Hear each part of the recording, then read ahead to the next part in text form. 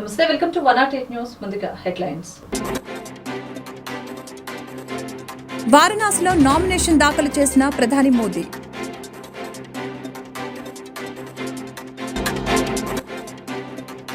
జగన్ విదేశీ పర్యటనపై నేడు తీర్పును వెలువరించనున్న కోర్టు.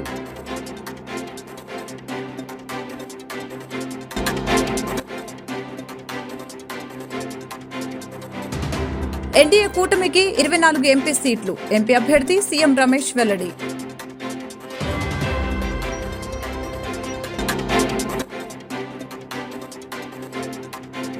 ఎన్డీఏ కూటమికి 400 సీట్లు పక్కా. మోదీ ప్రధాని అవటం ఖాయం. చంద్రబాబు కీలక వ్యాఖ్యలు.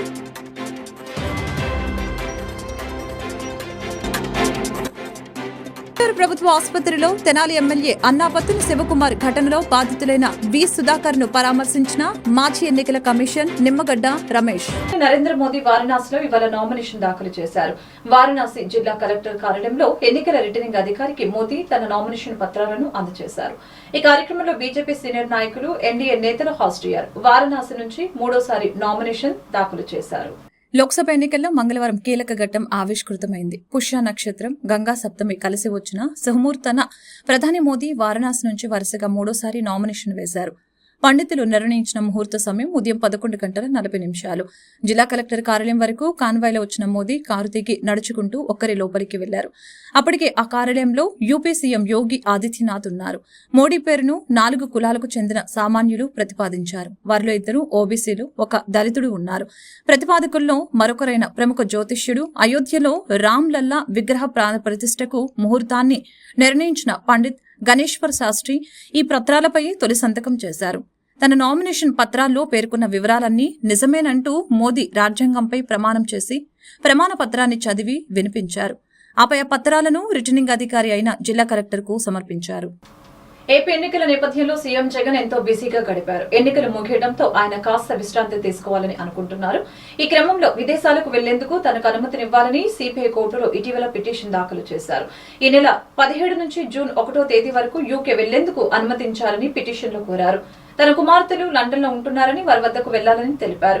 యూకేతో పాటు జెరూసలేం, స్విట్జర్లాండ్ కి వెళ్లాల్సి ఉందని చెప్పారు. అయితే జగన్ విదేశీ పర్యటనను అనుమతించవద్దని సిబిఐ కౌంటర్ దాఖలు చేసింది. జగన్ ఫారిన్ టూర్ కు సంబంధించి కోర్టు తీర్పును వెలువరించనుంది.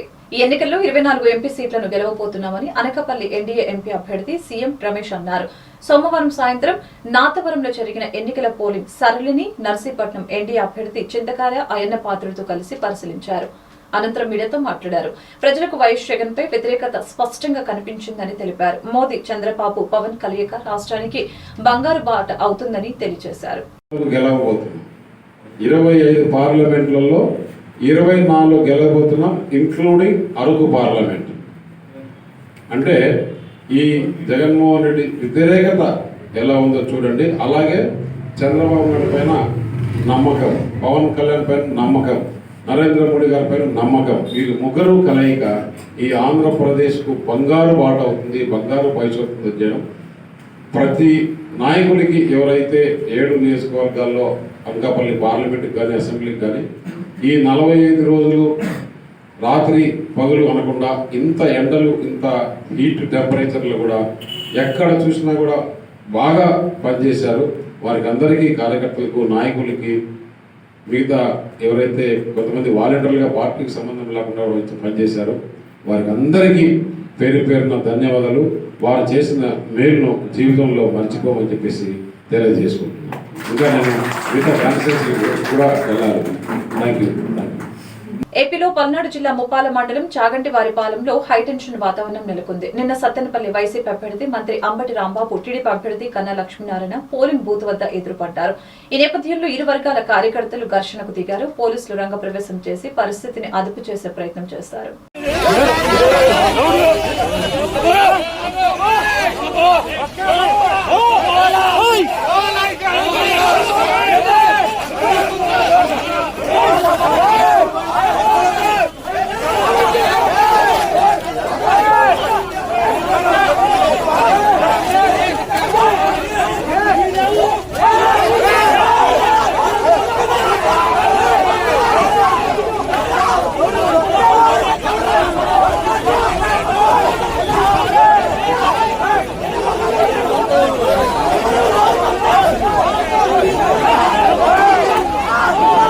కావలి నియోజకవర్గం అల్లూరు మండలం బీరగుంట పంచాయతీలోని పోలింగ్ బూతుల వద్ద వైసీపీ నాయకులు టీడీపీ శ్రేణులపై దాడులకి తెగబడటంతో తెలుగుదేశం పార్టీకి చెందిన పొంకం సుధాకర్, శ్రీనివాసులు, పొంకం సురేష్, నవీన్లకు తీవ్ర గాయాలు అయ్యాయి. విషయం తెలుసుకున్న ఎన్డీఏ కూటమి కావలి అసెంబ్లీ అభ్యర్థి కావ్య కృష్ణారెడ్డి సోమవారం రాత్రి అల్లూరులోని ప్రభుత్వ ఆసుపత్రికి చేరుకుని చికిత్స పొందుతున్న వారిని పరామర్శించారు. వైద్య సిబ్బందిని అడిగి ఆరోగ్య పరిస్థితిని తెలుసుకున్నారు. మెరుగైన వైద్యం అందించాలని కోరారు. బాధితుల అండగా ఉంటామని తెలిపారు. దాడులకు తెగబడిన వారు తగిన మూల్యం చెల్లించుకోక తప్పదని తెలిపారు. ఈ కార్యక్రమంలో రాష్ట్ర పార్టీ ఉపాధ్యక్షులు మాలిపాటి సుబ్బానాయుడు, బీద గిరిధర్, పలగాటి శ్రీనివాసులరెడ్డి, బండి శ్రీనివాసులరెడ్డి, టీడీపీ నాయకులు, కార్యకర్తలు పాల్గొన్నారు. ప్రధానమంత్రి నరేంద్ర మోదీ నామినేషన్ ప్రక్రియకు హాజరయ్యారు. టీడీపీ అధినేత చంద్రబాబు నాయుడు కాసేపటి క్రితం వారణాసికి చేరుకున్న ఆయన మోదీ మరొకసారి ప్రధాని కావటం ఖాయమని తెలిపారు. It is a historical occasion. It is a holy place. That time, Narendra Modi ji is going to become Prime Minister. As on today, for the last 10 years, he has done extremely well. Country needs him.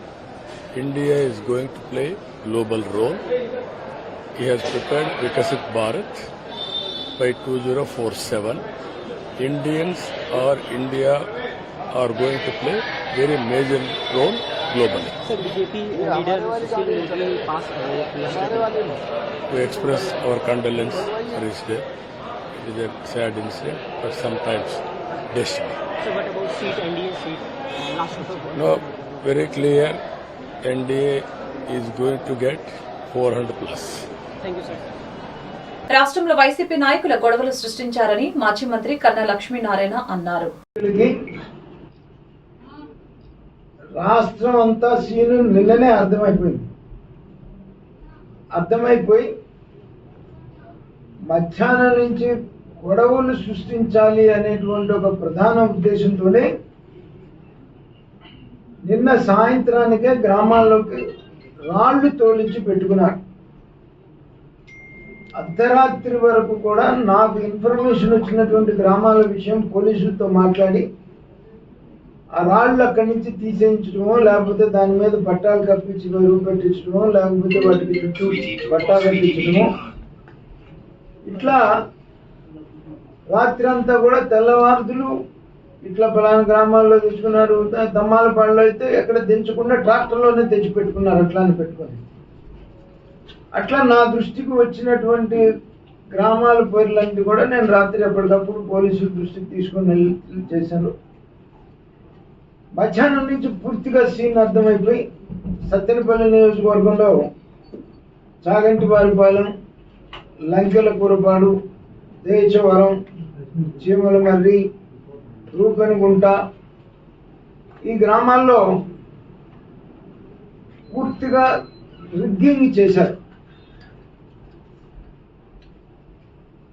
లంకెలకూరపాడైతే మధ్యాహ్నం 3ంటికే ఏజెంట్లను లాగేసేసి rigging చేశారు.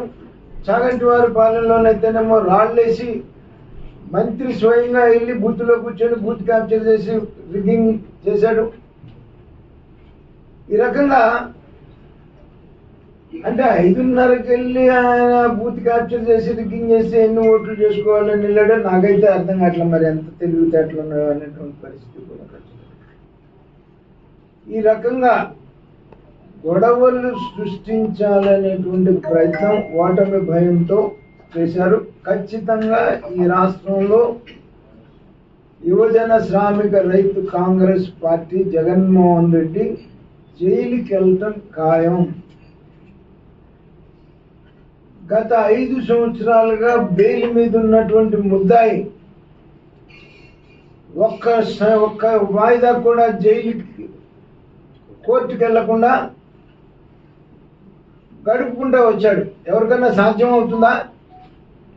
దగ్గరగా 3500 వాయిదాలు కోర్టుకు వెళ్లకుండా manage చేసుకొని తీసుకుని వచ్చి గడుపుకుంటూ వచ్చినటువంటి పరిస్థితి ఉంది. అవి ఇంకా 5 సంవత్సరాల నుంచి చేసిన ఈ నాయకులు చేసినటువంటి అరాచకాలు, వీటన్నిటికీ కూడా మరి లెక్కలు కట్టాల్సినటువంటి అవసరం ఎంతైనా ఉంది. వాళ్ళ ఆర్ఓ గారిని కలిసి లంకల కూరపాడు, చాగంటివారిపాలెం 2 కూడా రీపోలింగ్ కావాలని రిక్వెస్ట్ చేశాం. ఈ 2 కూడా రీపోలింగ్ కావాలని చెప్పేసి డిమాండ్ చేస్తున్నాం. అత్యధిక మెజార్టీతో గెలుస్తున్నామని పశ్చిమ కూటమి అభ్యర్థి సుజనా చౌదరి ఆశాభావం వ్యక్తం చేశారు. గతంలో కంటే 4 నుండి 5% వరకు ఓటింగ్ పెరిగిందని, పెరిగిన ఓటింగ్ ప్రభుత్వ వ్యతిరేక ఓటింగ్ అని ఆయన వివరించారు. మంగళవారం పశ్చిమ బీజేపీ కార్యాలయంలో ఎన్డీఏ కూటమి అభ్యర్థి సుజనా చౌదరి మీడియాతో మాట్లాడారు. ఈ సందర్భంగా ఆయన మాట్లాడుతూ ప్రజలు ప్రభుత్వం పట్ల వ్యతిరేకతతో ఉండటం వల్లనే ఓటింగ్ % పెరిగిందని తెలిపారు. పెరిగిన ఓటింగ్ ప్రభుత్వ వ్యతిరేక ఓటింగ్ అని, పశ్చిమలో ప్రజలు చైతన్యవంతం చేసేందుకు చేసిన ప్రయత్నం సఫలమైందని, ప్రజలు అభివృద్ధిని కోరుకుంటున్నారని తెలిపారు. కమలం గుర్తుకు, సైకిల్ గుర్తుకు ఓటు వేశారని భావిస్తున్నానని అన్నారు. 4వ తేదీ ఫలితాల అనంతరం పశ్చిమ ప్రజలు అభివృద్ధికి ప్రణాళికబద్దంగా కృషి చేస్తానని అన్నారు. ఎన్టీఆర్ జిల్లా బీజేపీ అధ్యక్షులు అడ్డూరి శ్రీరామ్ మాట్లాడుతూ మండుతున్న ఎండను సైతం లెక్క చేయకుండా ఓటర్లు తమ ఓటు హక్కు వినియోగించుకున్నారని తెలిపారు. ఇది వైసీపీ ప్రభుత్వం ప్రజా వ్యతిరేక విధానాలకు ప్రజలు ఇస్తున్న తీర్పు అని తెలిపారు. పశ్చిమలో కమలం విజయం ఖాయమని ధీమా వ్యక్తం చేశారు. కొనిజేటి రమేష్ మాట్లాడుతూ వైసీపీ ప్రభుత్వం పతనం ఖాయమని, కూటమి ప్రభుత్వ పాలనలో రాష్ట్ర ప్రజలు రాష్ట్ర అభివృద్ధిని చూస్తారని తెలిపారు.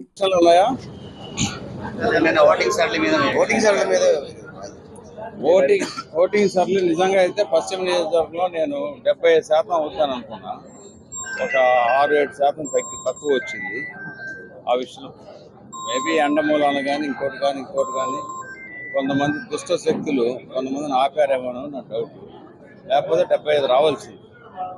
మా ఆంధ్రప్రదేశ్ మొత్తంలో ఎట్లాగైతే బాగా పెరిగిందో పశ్చిమ నియోజకవర్గం కూడా పెరిగింది. 4-5% పెరిగింది, కానీ ఇంకా పెరిగి ఉండవలసిందని అనుకున్నాను. అది రాష్ట్ర వ్యాప్తంగా జరిగిన సరళి మీద మీ అభిప్రాయం ఎట్లా ఉండబోతున్నారు? రాష్ట్ర వ్యాప్తంగా ఇండికేషన్ క్లియర్గా ఉంది. 130, 160, 130 నుంచి 160 దాకా కూటమి వస్తుంది. 160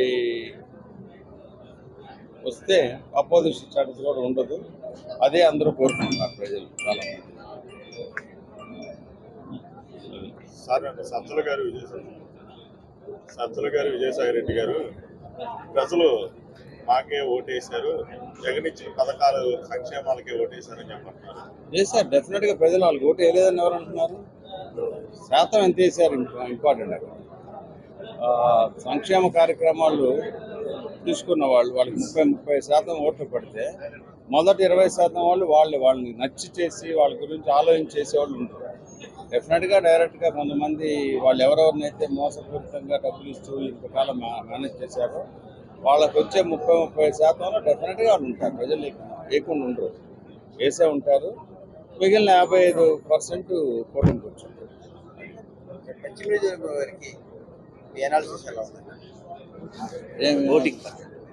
ఓటింగ్ 68-69% అంటున్నారు. 66.8 మన పోస్టల్ బ్యాలెట్ ఉంది కదా, పోస్టల్ బ్యాలెట్ చూస్తే 68 దాంతో కలిపాను. అదే ఫైనల్ రావాలి అరౌండ్ 67%. లాస్ట్ టైం 63 ఉంది కదా. ఆంధ్రప్రదేశ్ లో పోలింగ్ ముగియటంతో ఓటర్లు తిరిగి హైదరాబాద్ కు తిరుగు ప్రయాణమయ్యారు. ఓట్లు వేసేందుకు 2 రోజుల క్రితమే బయలుదేరిన ఏపీ ప్రజలు హైదరాబాద్ నగరాన్ని దాదాపు ఖాళీ చేశారు. పోలింగ్ ముగిసిపోవడంతో తమ గ్రామాల నుంచి హైదరాబాద్ తిరిగి ప్రయాణమయ్యారు. సోమవారం మధ్యాహ్నం నుంచే ఓటు హక్కు వినియోగించుకున్న అనంతరం బస్సులు, కార్లు, 2 వీలర్లపై ఏపీ నుంచి పెద్ద ఎత్తున తరలి వస్తూ ఉండటంతో పంతంగి టోల్ గేట్ వద్ద భారీగా ట్రాఫిక్ జామ్ అయింది. గుంటూరు ప్రభుత్వ ఆసుపత్రిలో తెనాలి ఎమ్మెల్యే అన్నా పత్తిని శివకుమార్ ఘటనలో బాధితుడైన వి సుధాకర్ ను మాజీ ఎన్నికల కమిషన్ నిమ్మగడ్డ రమేష్ పరామర్శించారు. ఈ నేపథ్యంలో ఎమ్మెల్యే శివకుమార్ పై ఎన్నికల సంఘం తీవ్రంగా స్పందించడంతో ఎమ్మెల్యే శివకుమార్ ని పోలీసులు గృహ నిర్బంధం చేశారు. నిమ్మగడ్డ రమేష్ మాట్లాడుతూ నిన్న జరిగిన ఘటనపై తీవ్ర సంచలనం కలిగిందని, ఎమ్మెల్యే పదవిలో ఉండి అహంకార పూరితంగా వ్యవహరించడం దారుణమని ఆగ్రహం వ్యక్తం చేశారు. కేంద్ర ఎన్నికల సంఘం అధ్యక్షులు దీనిపై తక్షణమే స్పందించని తీరు చూస్తూ ఉంటే ప్రజాస్వామ్యాన్ని బ్రతికించారా అని అనిపిస్తుందని రమేష్ తెలిపారు.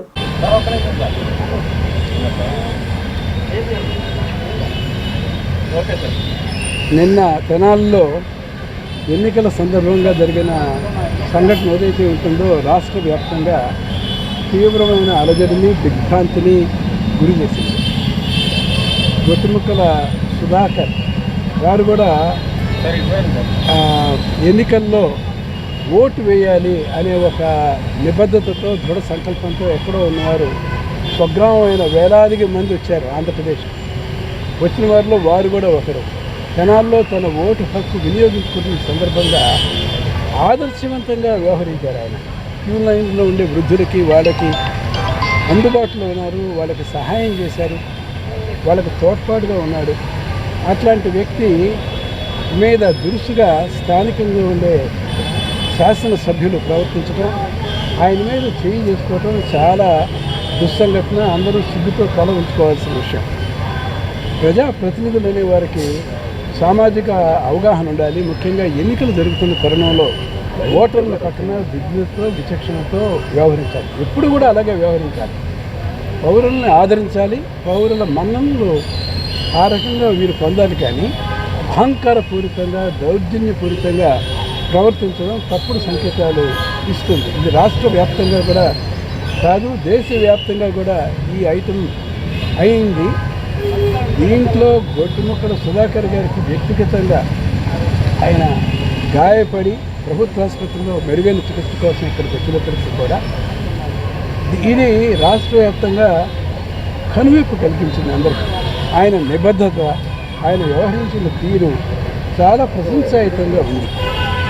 ఒక వ్యక్తిని ఎవరైనా సరే అలా దుర్భాషలాడి చేయి చేసుకున్నప్పుడు మనం మౌనంగా సహిస్తూ ఉంటే అదే కరెక్ట్ అనే ధోరణిలో కాకుండా ఆయన తిరుగు జవాబుదారీ చెప్పిన తీరు, స్పందించిన తీరు చాలా ఆదర్శంగా ఉంది.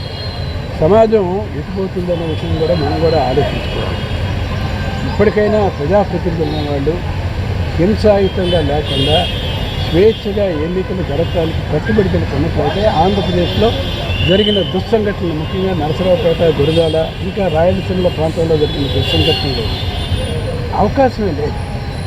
అయితే నేను వ్యవస్థ బాగానే పనిచేసిందనే నమ్ముతున్నాను. బాగానే స్పందించారు. అందుచేత ఇంకా ఎక్కువ పెద్ద స్థాయిలో వైలెన్స్ అనేది జరగకుండా కొంతవరకైనా నిరోధించగలిగాం. అసలు పూర్తిగా కనుక హింస లేకుండా కనుక జరిగితే ఇంకా ఆదర్శప్రాయంగా బాగా ఉండేది. అయితే సీఈఓ గారు మాత్రం ఎక్కడా కూడా తిరిగి రీపోలింగ్ అవసరం లేకుండానే ఈ ఎన్నికలు సజావుగానే జరిగింది అని చెప్పి సంతృప్తి వ్యక్తం చేశారు. ముఖ్యంగా కేంద్ర ఎన్నికల observer general, police observer Deepak Mishra గారు ప్రత్యేకంగా పర్యవేక్షణ చేసి సమస్యాత్మకమైన ప్రాంతాలు చూడటమే కాకుండా ఇంచుమించు అన్ని జిల్లాలు ఆయన స్వయంగా చూశారు. సమస్యాత్మకంగా ఉన్న జిల్లాల గురించి, పరిస్థితి గురించి వివరించినప్పుడు ఆయన దానికి సరిగా స్పందించి చక్కటి ఏర్పాట్లు డీజీపీతో వారి బృందంతో కలిపి చేసిన దానివల్ల సమర్థవంతమైన లా అండ్ ఆర్డర్ యంత్రాంగం, రెస్పాన్స్ మెకానిజం ఇదంతా కూడా ఏర్పడింది. సిటిజన్స్ ఫర్ డెమోక్రసీ ఏపీ ఎన్నికల నిఘా వ్యవస్థ ఏర్పడిన తర్వాత ఈయన మీద జరిగిన సంఘటన మీదకి వెంటనే స్పందించి సుమారు 11 గంటల 10 నిమిషాలకు మేము జిల్లా కలెక్టర్ గారికి స్వయంగా తెలియపరిస్తే కలెక్టర్ గారు కూడా ఎస్పీకి చెబుతాము అని చెప్పి చెప్పడం కూడా జరిగింది. కొంతవరకు స్పందించారు పోలీసు యంత్రాంగం. ఇంకా క్రియాశీలకంగా స్పందించి ఉండాల్సింది. ఎవరైతే దురుసుగా ప్రవర్తించారో వాళ్ళ మీద తక్షణం చర్య తీసుకుని వాళ్ళ కనుక అరెస్ట్ కనుక చేసినట్లయితే ఇంకా బాగుండేది. చివరికి ఎలక్షన్ కమిషనే స్వయంగా రంగంలోకి దిగి ఈ ప్రజాప్రతినిధులు గ్రౌండ్ చేయమని చెప్పిన తర్వాత మాత్రమే కరెక్టివ్ స్టెప్స్ ఇవన్నీ కూడా జరిగాయి. ఏదేమైనా రాష్ట్రం మొత్తం మీద ప్రజాస్వామ్య చైతన్య ఏదైతే ఉందో అది ప్రస్ఫుటంగా ఉంది. అందరూ కూడా ఓటు వేయాలి, నిబద్ధతతో నా ఓటు ఎటువంటి ప్రతికూల పరిస్థితులు వచ్చినా కూడా నేను ఓటు వేసి తీరాలి అనే వచ్చే ప్రజా చైతన్యానికి జరిగిన నిదర్శనం నిన్న జరిగిన కార్యక్రమం. చివరికి అంతిమ విజయం ప్రజాస్వామ్యంలో ప్రజలదే.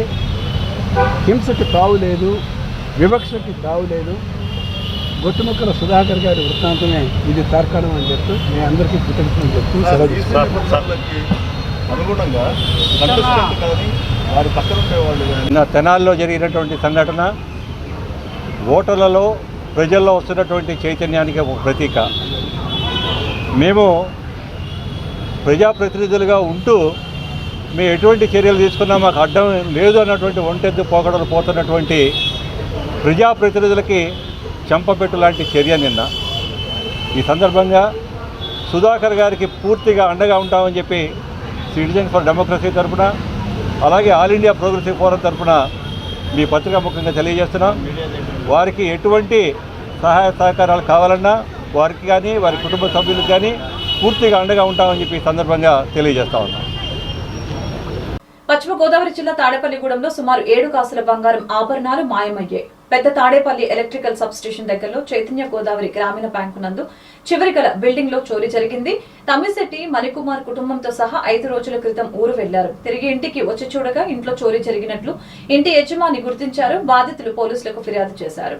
శంషాబాద్ విమానాశ్రయంలో హైదరాబాద్ నుంచి కొచ్చిన్ మంగళవారం వెళ్లవలసిన ఇండిగో 6A6707 విమానంలో సాంకేతిక లోపం తలెత్తింది. దీంతో దాదాపు గంట నుంచి టేకాఫ్ కాకుండా రన్వేపై నిలిచిపోయింది. ప్రయాణికుల్లో రెవెన్యూ శాఖ మంత్రి పొంగులేటి శ్రీనివాసరెడ్డి, భద్రాచలం, అశ్వరావుపేట, పినపాక ఎమ్మెల్యేలు తెల్లం వెంకట్రావు, జారే ఆదినారాయణ, పాయం వెంకటేశ్వర్లు, పొంగులేటి అనుచరులు మువ్వ విజయబాబు, తుళ్లూరి బ్రహ్మయ్య ఉన్నారు.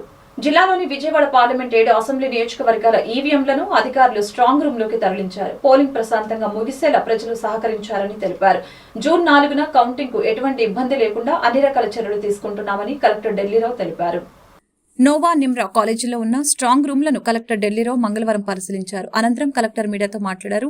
27 స్ట్రాంగ్ రూమ్లు 4 బిల్డింగ్లలో ఏర్పాటు చేశామని తెలిపారు. అన్ని నియోజకవర్గాల స్ట్రాంగ్ రూమ్లకు సీల్ వేయడం జరిగిందని తెలిపారు. వెంటిలేటర్లు, విండోలు అన్ని సీల్ చేసినట్లు తెలిపారు. 2 లాకులు ఉంటాయని, ఒక లాక్ కలెక్టర్ ప్రతినిధి వద్ద, ఒక లాకు ఆర్వో వద్ద ఉంటుందని తెలిపారు. Central armed police force, state police force control భద్రతతో ఉంటుందని చెప్పారు.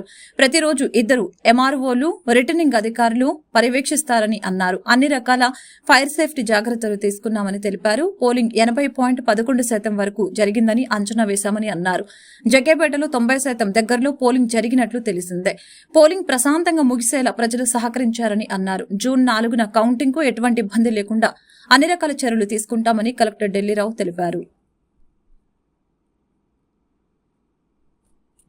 మనం ఇక్కడ ఇబ్రహీంపట్నం దగ్గర చూపిడి దగ్గర ఉన్న permanent strong rooms, counting halls మన PC12 విజయవాడ దగ్గర ఉన్నాం.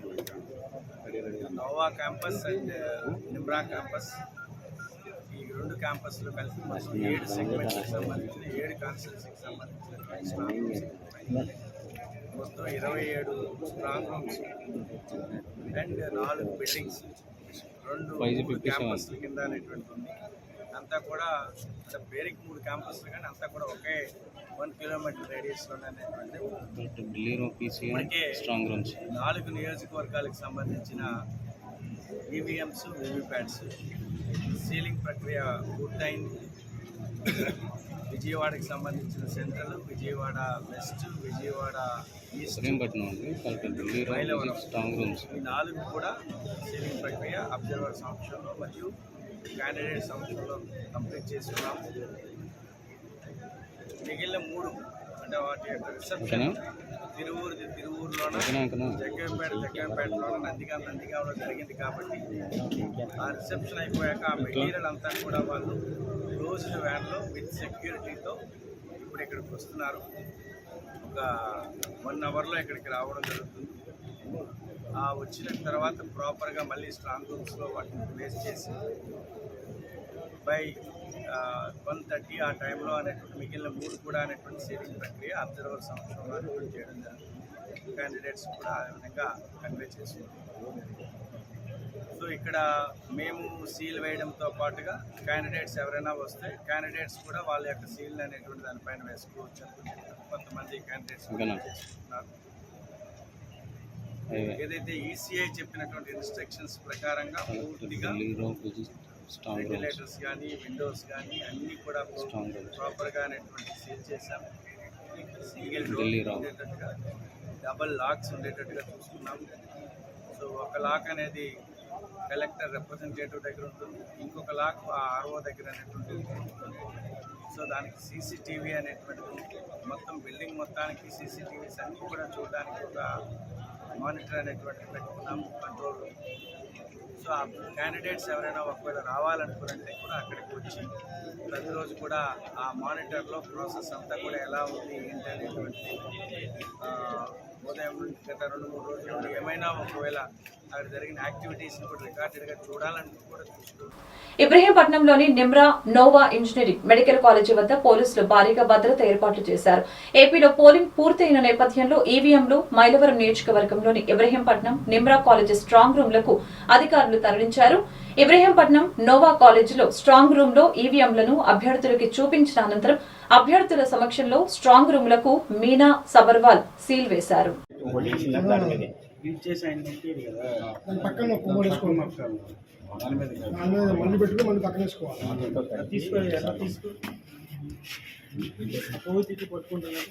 వాళ్ళు చెప్తారు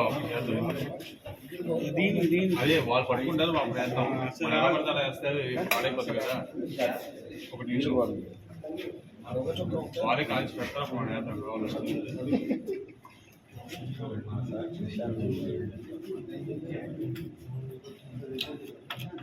వార్త ముగించే ముందు ముఖ్యాంశాలు మరొకసారి. వారణాసిలో నామినేషన్ దాఖలు చేసిన ప్రధాని మోదీ.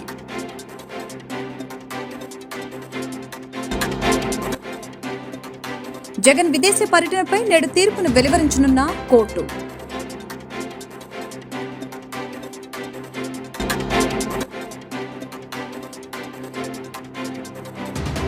ఎన్డీఏ కూటమికి 24 ఎంపీ సీట్లు. ఎంపీ అభ్యర్థి సీఎం రమేష్ వెల్లడి.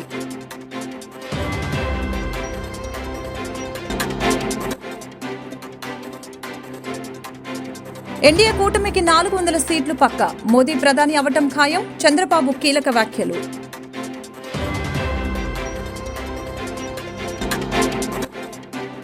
ప్రభుత్వ ఆసుపత్రిలో తెనాలి ఎమ్మెల్యే అన్నాపత్తుని శివకుమార్ ఘటనలో బాధితులైన వి సుధాకర్ ను పరామర్శించిన మాజీ ఎన్నికల కమిషన్ నిమ్మగడ్డ రమేష్. ఈ వార్తలు ఇంతటితో సమాప్తం. మరొక బులెటిన్ మళ్ళీ కలుద్దాం.